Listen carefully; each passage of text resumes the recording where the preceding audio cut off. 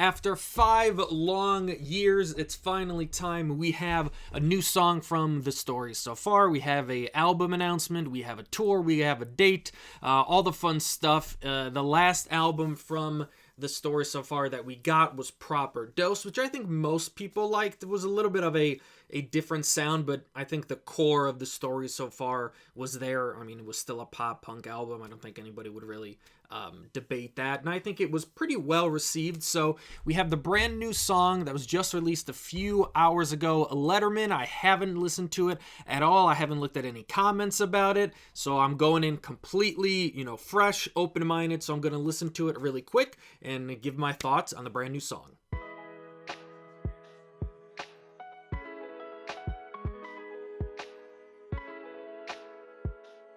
All right, after my first listen, I think the feedback or the, reaction to this song is going to be really interesting, because it's really even hard to label this song, at least, as pop punk anymore.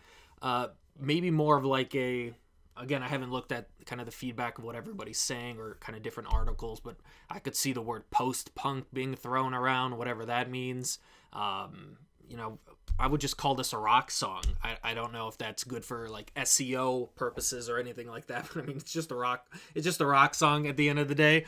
So whatever fancy, subgenre that this gets labeled, I guess that's just the way that things work now. But yeah, it feels just like a rock song. I think this is a natural progression from Proper Dose, which still had like pretty pop punky songs. Like Keep This Up is the one that pops into my head right now.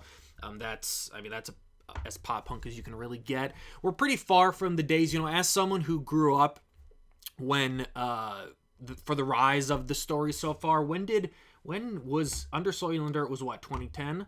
Hold on, I got Spotify open here on another monitor. Yeah, Under Soil and Dirt was 2011, so that was my senior year in high school. So I've been around for obviously a good stretch of the story so far as a rise here, and at a certain point I do kind of understand why bands move into that direction. I hope none of the press for this album says that the band is maturing.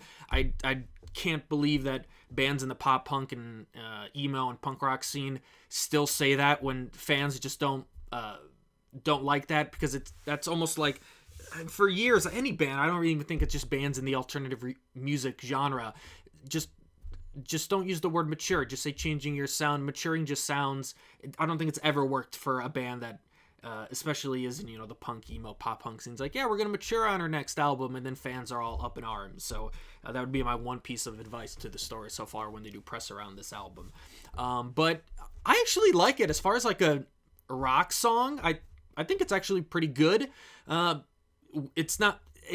a weird outlet. Like, where does this song, because we've seen different bands in the scene go to that, I want to call it like radio rock, but why would you can't, radio is dead, at least for rock and roll. There's no way that, I don't see this song being on any major local or even big city. I'm from Chicago. This song isn't going to be played on the two big rock stations here in Chicago. And we've seen different bands in the past kind of do that. The Swellers comes to mind with Good For Me.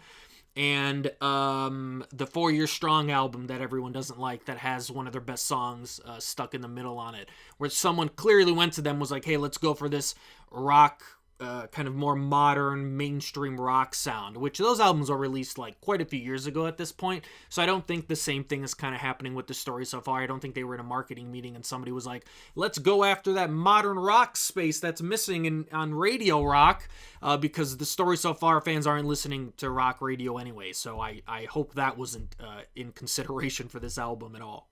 And I can understand some fans being a little bit upset that we're pretty far away from the Under Soil and Dirt, See What You Don't See, and the self-titled. But I feel like the Proper Dose album really was a perfect transition to let fans know, hey, here's a few, still pretty clear-cut pop-punk songs, but even in just the way that album sounds, I'm not, some technical person with music or whatever, but the way that album sounds, it doesn't sound like any of the previous Story So Far albums. So I feel like that was kind of the band saying like, hey, here's like our transition from straight up pop punk to maybe more rock and roll kind of a sound. Not that Proper Dose or this song sounds like, classic rock or anything, but just a more I feel like people don't like the phrase modern rock, because it's like, what even is modern rock and roll in 2024? I think when you say modern rock, people think of like the Foo Fighters, but calling the Foo Fighters modern rock is kind of a big stretch. The Foo Fighters have been around for quite a while, so that they really should be played on classic rock playlists and stuff like that. But there's just been such a gap of rock bands in the mainstream. I think even Foo Fighters talked about it in previous interviews, that like they stopped doing like award shows and stuff like that because they felt like they were just like, we need a rock band, here, let's go grab Foo Fighters, because of the Nirvana connection and Foo Fighters, and regular casual fans will know what that means. So as I've said in different videos, there is a gap for actual modern bands to fill up the rock space. Like I've seen different TikToks and stuff like that of people being like, what, where's all the rock music? I want rock music. And they'll say crazy things like, yeah, I miss the rock sound of bands like 3 Days Grace, and Creed is having a big renaissance now. And just a few days ago, there was that video of Limp Bizkit at Lollapalooza. I don't know where it was. I know it wasn't the one in Chicago, obviously, because that's in August. But, so this kind of love and appreciation for rock bands is, you can kind of see it slowly like ascending. We saw that with not My Chemical Romance, but Machine Gun Kelly, Demi Lovato, all that kind of like Olivia Rodrigo. Like that pop punk kind of rock stuff is creeping slowly back into the mainstream. And if any band that actually is a rock and roll band has a chance to break into that mainstream, it might be The Story So Far. They have the cred and respect of everyone in the scene, right, that saw them kind of come up all the way back from 2011 till now. So if, The Story So Far ended up, as a mainstream band, in commercials and playing on like the Grammys or stuff like that, I don't think there'd be a backlash from the scene or anything like that. So I feel like the scene will kind of embrace this. And, obviously we have to wait for the complete album, which comes out June 21st. So that is quite, a while away. But I also do like that, we're getting, at least it's a rock or pop punk album, whatever you want to call it, that's being released in June and not, in the middle of winter. So that's kind of a nice thing to see. But I think the overall reaction, why don't we scroll down? You guys want to scroll down to the comments? Let's see what's going on. Miss the old Story So Far. Love the new one. What a beautiful feeling. My favorite band for the past 10 years. Whenever they drop a song, I stop what I'm doing. I'm going to listen to it. When a band grows with the fan base, it makes the whole vibe so much better.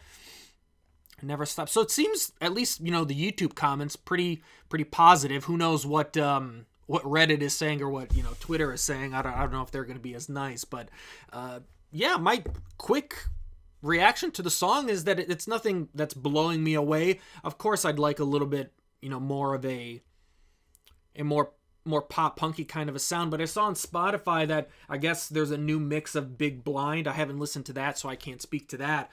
But if Big Blind is going to be officially part of the album, just as Letterman here, I think I'm excited for the album, and I'm excited to see what, the future of The Story So Far is. Those are my thoughts on the brand new song from The Story So Far. Let me know yours in the comments. Please like the video. It really helps out the channel. Subscribe if you haven't. Tell all your friends, and thanks for watching.